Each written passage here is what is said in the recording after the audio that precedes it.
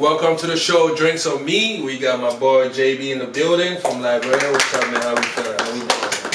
Cool. Guys, we have a few things to talk about. I know right now we got the quarantine going on, but this is a moment for most people to stay in the zone, right? We got a lot of positive things coming to you. This is a moment where you want to build on your dreams.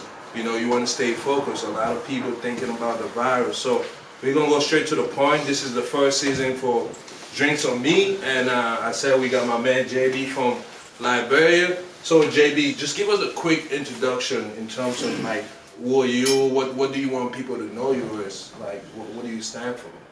First of all, LIBJB, J Blast, Dutch Mason, St. Joey, Nigarachi, Johnny Go Hard for everything.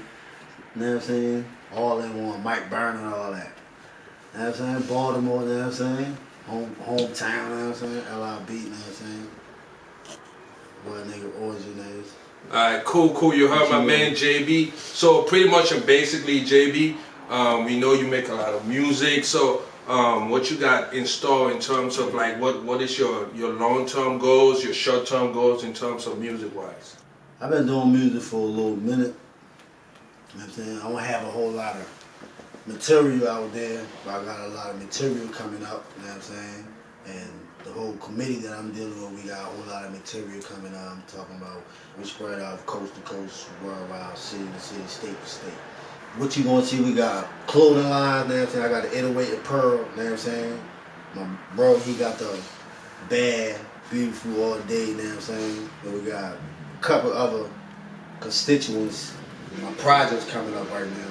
I mean, expect about 5 singles coming out.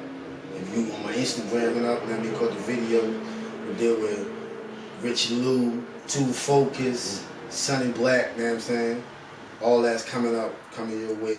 This is a takeover, it's going on. So the next question is gonna be, we know music is your passion, so when did you start rapping? When did you find out like this was a passion, this was a reality, this was a job for you, this was something that was made for you, They say everything is not for everybody, right? So you can't be somebody that you're not. So when did you find out like this music shit was something that was gonna change your life? As far as music, my family, I remember telling people that music was in my blood way before I even found out my great-great-grandfather was a bandmaster. When I found that out, I was like, damn, that's crazy. Music was already in my family, like people in my family was in the choir to sing, and they played guitar, drums, you know what I'm saying, piano, all that shit, but I never peeped that music was deep in the family. And then I got cousins and my brother, you know what I'm saying, we all, you know what I'm saying, when I saw see, I'm like, damn, that's crazy. But my first song that I made, it was like 1998. We was at a concert, it was back home, it was in Ghana. It was in a refugee camp, you know what I'm saying, in Ghana, when we came from Liberia. And went to Ghana. The first song I made was, my song was inspired, it was crazy, but this what it is, and I'll let you know, keep it a bang. The song was inspired of Ghetto Super, I don't know if that was the song name, but I give you the melody. It was like, I think, Ghetto Superstar. I remember. Yeah, Prize and Maya. Yeah, it was. And then I remember leaving the concert. It was a Christmas concert or a July 26th concert. And I came up with the little thing in my head. And I said, tell them what you are. And then it was some kind of melody that I kept in my head. I had it written down. And I wrote my first song off of that. And since then, I started to pursue music, but then I always been on the stage because my mother owned a school back home. Right. So she used to have me and my sister and then my brothers, and then we used to do recitation during the graduation time. So I was always on the stage doing a recitation or something. So that stage mentality was already embedded in me from a kid. And then music was embedded in me from a family line. And music is like a honeycomb hideout for me. Word. You know what I'm saying? It's where I go when I want to express to the world something that I feel, and I feel the words you hear, and somebody in the world can take that and be a message to them, relating in a way. You know what I mean? That's how Then to try to So what? Oh, I just realized you got the chain right. Is this real, man? Oh, yeah. And it's what it said, African chain, man. That's how you So- know niggas so- straight. I'm from Africa, you know. So what can you say to my African people, knowing that music is changing? You know, it's you know, it's not something we just base off Liberia, but we're taking this global. You know, so you have to think global, not local. So what can you say to the African people? Musically, right now, as you can see, the social media is definitely your first source of promotion. You know, you gotta have the product. When you put the product together, then you gotta promote it. You can have the best product. If you don't promote it to the right people, it's not gonna get the result that you're looking for to get. So I speak for myself too. So as far as everything in collaboration, you gotta collaborate with people in every way that you can. You know this person, you know what I'm saying, is in a position that y'all can do a song together. Y'all can even just go on the function together, just mingle and trade ideas and stuff like that. You definitely gotta get into that. You know what I'm saying? And you can use that through social media. You can holler at a person with a beat that's in Africa or in America or in Australia, or if it calls for that. You know what I'm saying? So I would say to the African platform, the platform is wide open.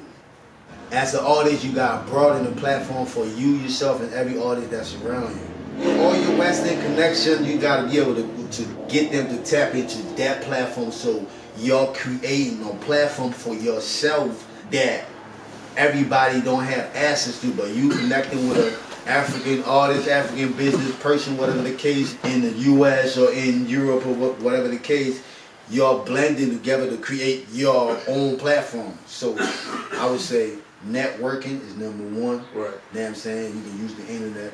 So my next question is, like, we actually right now in Baltimore, a lot of people know about Baltimore. So just knowing that in terms of music-wise, there's so much hate going on in Baltimore, you know, so it's like we can see the latest rapper that tried to make it out of Baltimore was Young Scooter. So you as a rapper in Baltimore, what's the next step? Once you definitely get to a point where everybody in the city know your music, is Baltimore something where you're gonna stay in Baltimore, or you're gonna try to travel the world? Your music literally makes you omnipresent, because your music can play in Europe, your music can play in Africa while you sitting in America, or in America while you sitting in Africa. So you're putting you in another country, another world, while you're in another country, another world, another city. You gotta adapt to everything that's around you. Right. To be able to connect with the older crowd, the younger crowd. You just gotta be able to give a message, you know what I'm saying, that everybody gonna catch on to, and that's it's relevant to everybody, you know what I'm saying, to be able to keep on moving and build from one, you know what I'm saying, one stage to the next. You gotta be able to do that. So my next question is gonna be, so how do you separate yourself from everybody that's rapping? Because we know in America, everybody want to be a rapper. So what are the things you're gonna do where you separate yourself from everybody? You don't sound like everybody. You know what kind of music you're producing. You know what the people expect. You know what your fans want. So how can you stay consistent at the same time? Don't be like everybody else. Be unique.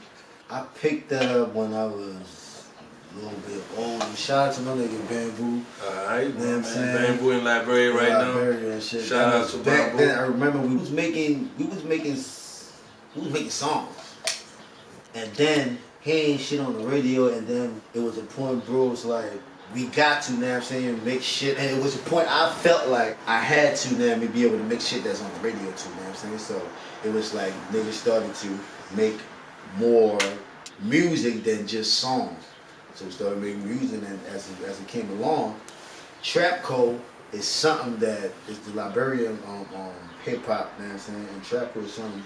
I'm from Liberia. We've been doing trapcore since a kid, because like we was doing the rhyme. It was people that was writing rhymes, and you would hear that and you would memorize it, and you would be in a rhyme battle, you know what I'm saying, and spit other people's rhymes. That was trapcore, and trapcore is still going on now, very heavy in Liberia. So me being a trapcore artist and being a hip hop artist is the way I differentiate myself from every other artist, and it's like I'm one of the It's in Baltimore. I'm one of the only rapper that's from Liberia and doing trap code music and at the same time doing hip hop music. You know what I'm saying? That's the way. And from my camp, you gonna get shit like that from all of my camp. You know what I'm saying? Like, cause it's so vast. You don't know what to expect. You might catch me on the trap code and hip hop lane. You catch another person on the trap code and hip hop lane and shit because that's the way we got to differentiate ourselves from the whole industry. Cause it's a whole platform. The camp I deal with is a whole platform. You know what I'm saying?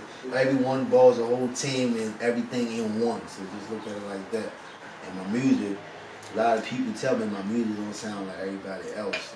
So just knowing right now, everybody's talking about your one single. It's called Ciroc. As you can see, we got the Ciroc bottles right there. so in terms of that song, you know, what some of the schemes you're using to market that song? Make sure the song can reach out to the world, to the clubs, performing shows. Do you have a marketing team? Do you have a manager? Like, what's the system you put in place to make sure the next 6 months you could definitely be doing some big shows here in Baltimore, even going to Miami. We spoke about Miami, so definitely we're going to be shooting a video in Miami. So guys, make sure you stay tuned up. So tell us about it.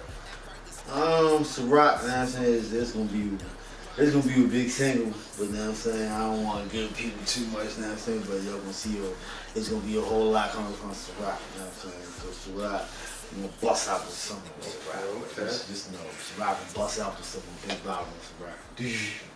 So like I said, we're shooting a video, the Ciroc video in Miami. I know we got the crazy virus going on, but you can see we have everything set in place to start making the movement. We got 7 concept, we got bold moves. So tell us about the clothing line, 808, man. What's that all about, man?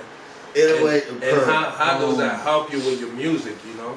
808, I remember when I first started rapping, it was back home. When I first started writing, I wasn't really rapping, right? I was writing music, writing songs. And I drew a shoe. You know what I'm saying? I said that was gonna be my designer shoe when I get rich and rapping. You know what I'm saying? But I lost that paper when I came to America. I brought the bag with me and I lost the whole bag, man. But the old Huarache, I think last year Huarache, or 2 years ago Huarache, that's what the shoes looked like. And then I forgot all about that down the line. And then trying to start a clothing line, I got interested in doing a clothing line, forgotten that I was interested in from the beginning when I started music. They remembered all that. And then I was trying to come up with a name. And I felt like whatever you make your clothing name or your whatever the case is, or name, I feel it gotta be something with longevity in it, and it gotta have something catchy in it. I mean, it gotta be catchy. So I ran through different names. I didn't pick it, and then I came up with the name 808. Right, that's right. At first, when I came up with 808, 808 is a memorable address, and it's a personal number. 808 Montfort, down the hill, Madison and Montfort. You know what I'm saying? 808 Montfort when my man Bamboo was here. You know what I'm saying? We was Killer Connect, Block Check, Zero Tolerance. You know what I'm saying? SEE, that whole era. Right. But you know what I'm saying? That address, it was a memorable address. So when I started the clothing line, I was like 808 at Pearl. That sounded good, and that's how. If coming to America was a dream for most people, African rappers, and right now in America, it is a reality, right? So if this is a reality, it tells me that everything is possible, right? Because you could tell even the word impossible say, I am possible. So my question is like, nobody really see the dark side. Nobody really see the hustle. Nobody really see the struggle you have to go through. So right. So, but the thing is, it's so crazy that when you make it, everybody wants to be your friend, right? So my question is, how do you feel about everybody that didn't really believe in your music, thought it was a joke, thought it was a game, and now they see you taking the initiative, you know, doing shows, traveling, going back to Africa, making bold moves. So my question is, how do you feel about these people when you're successful, and how did you overcome the doubts, the negativity,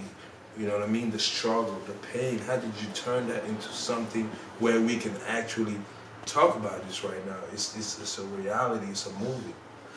First of all, coming to America was a dream, and that shit, man, is a reality.